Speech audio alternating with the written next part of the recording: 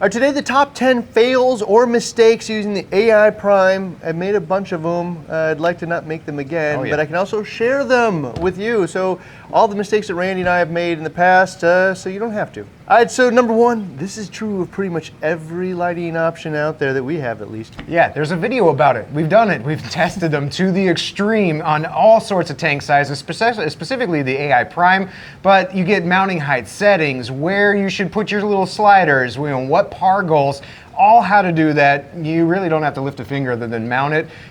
Do not miss these videos. So that is the mistake there. If you're considering a light, even if it isn't this one, go watch Randy's Investigates, because inside of that 10 to 20 minutes, you're gonna learn about everything about the light, not only what it's capable of, but how to implement it on a reef tank like yours. All right, so number two, this guy is really small. Yeah, so in that Investigates video, do not underestimate how far this little light can take you from tanks it's not just for nano tanks. We tested it over a 60-gallon cube, 24 by 24 inches. It hits par numbers for LPS and softy tanks at a like $200-ish price range. Yeah, so for me, this is a lot of people are looking to get a light that can kind of grow with them. This is it, because you can add, one, now it's two, now it's three, and then you can compact them a little closer together, and it's four. So, just regardless of what you're trying to achieve with your reef tank, this guy can grow with you. And that's likely why I think right now it is the most popular light that we sell here at BRS in terms of sheer numbers. Yeah. So as voted by you guys.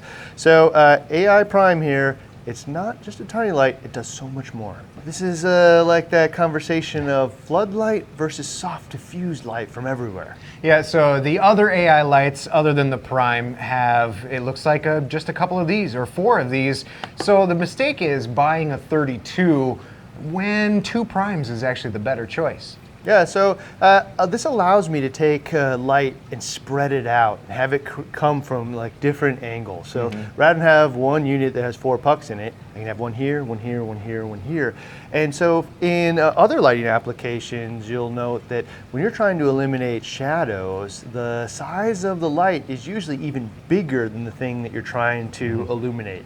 This is obviously not bigger than a reef tank, but the way they intersect from multiples actually is. So inside that Investigates, you see that as well, but this is one of the things that you can do as a cost-efficient way to actually add lots of small light sources that create that blanket of LED light perfect for more advanced tanks. Number four, I'm getting a habit of stealing the thunder on some of these things, but here it is. Yeah, the mistake is not thinking about that blanket of light that you just mentioned and how multiple of these can create almost like T5 type of blanket light from all angles effect. Yeah, so a lot of people will use a few of these and then put fill light from T5s or anything in there.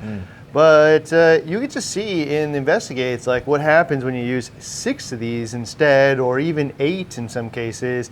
You get to see how this actually all plays out and how you can create that blanket of really difficult to shadow light, perfect for those wall-to-wall SPS tanks, using one of the more affordable options. All right, number 5, instead of just kind of drawing them all down and trying to figure it all out with all the sliders, there's an easier way. Yeah, so don't make the mistake of doing the calculations of, all right, so I have my spectrum and all 6 or 8 of these channels set to individual percentages. Now what if I want to bring them all down but keep the same equal spectrum? You don't have to do the calculation and slide each one down individually. Do not miss the 2-finger pinch. Yeah, just specific if you're using a par meter. So I figured out the right color for me, which is 32 of one and 68% of another, and so on. Well, if I want to scale all those, I'd have to actually do the math. My par reader says increase par.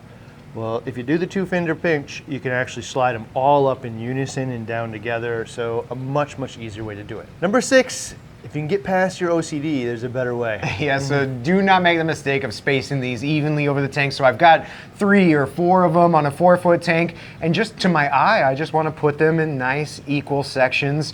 But you're actually making a mistake there by not spreading it out more efficiently. Yeah, so prior to doing the testing, I guess I probably knew this going into it, but we never tested how big of a deal it really was.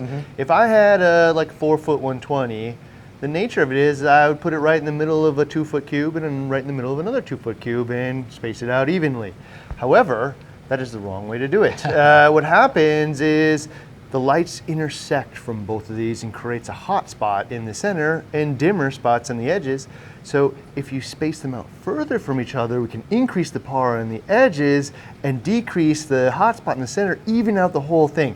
So you can watch that again in the investigates to see exactly how that works in some tanks, but just knowing that actually can help you adjust it specifically if you're using a par meter as well. Number 7, if there's one thing I learned in the last year, it's mounting height matters. Yeah, so the mistake is not considering the mounting height of the prime or the optimal mounting height. Again, something that we covered in the investigates where we start at 6 inches and go inch by inch all the way up until we find that, even spread and distribution without a whole lot of light spilling out of the tank.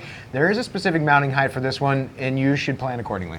It's true of all lights out there, and essentially they all have an angle. And so when the angle is coming out like this, if I raise it too high, it just spills out of the tank. If I go too low, it creates a laser beam in the tank, or at least a hot spot. Yeah. And so there is a right height, and we find it again in the investigates, and I think for this one, it was about 12 inches. Yeah, roughly around there. So you can go in the investigates and find out, but if you want to get the right tool for the right job, understand how high you actually want to mount it above the tank first. Number 8, I say this a lot, but it just is so important.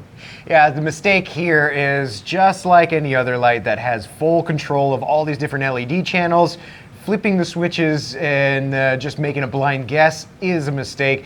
And this is another one that we cover using the spectrometer. We tested, the optimal or what we would recommend for a spectrum. But outside of that, there's other users out there that you can download their prime schedules if you have the same type of tanks or something. So it's something to consider rather than just going all willy-nilly. Yeah, so for me, there's 2 pieces to this.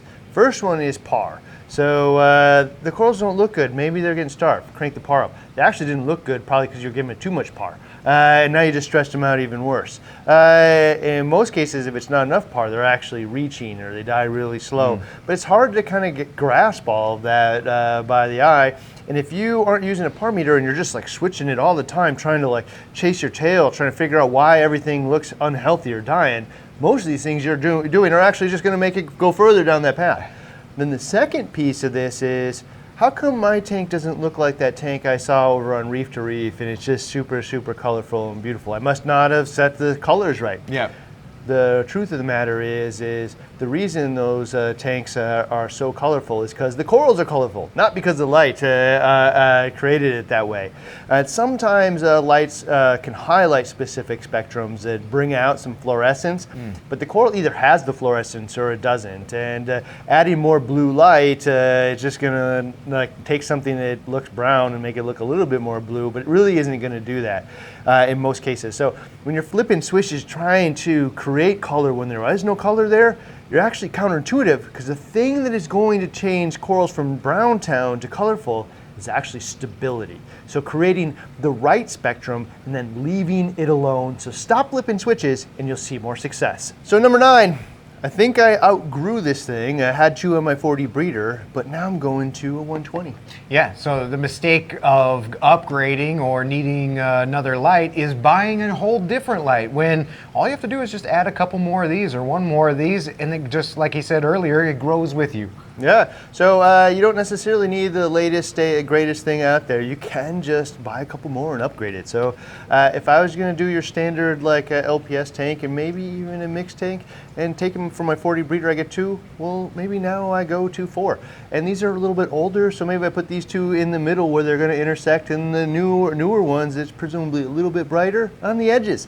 Or even if they come out with a brand new one that is definitely a little brighter, calculate that. You don't have to have all brand new all the time, and you can upgrade them. That's one of the beauties of the AI Prime. All right, so you got the right tool, you're using it on the right job, but are you using it the right way? Yeah, and that's the mistake is, just kind of blindly trusting the settings that I set in my video or that other AI Prime users are doing and putting it on your tank. You can make a smarter decision. You can actually dial this thing into your specific tank and setup if you rent a par meter. Yeah, so you're going to tune the light output to the desirable ranges that the organism you're trying to care for actually thrives in. I'm going to say this, I don't say a lot of definitive things, but I don't think there's a single place in the entire tank where 70 bucks renting a par meter won't produce more results than that. Yeah. So that's 70 bucks, one of the most valuable things you can do. We have actually a video right here on mastering your par meter. In 10 minutes, you'll see the whole process. It's really, really easy. But if you want to see more of the AI Prime, you can see it over on the BRS website right here.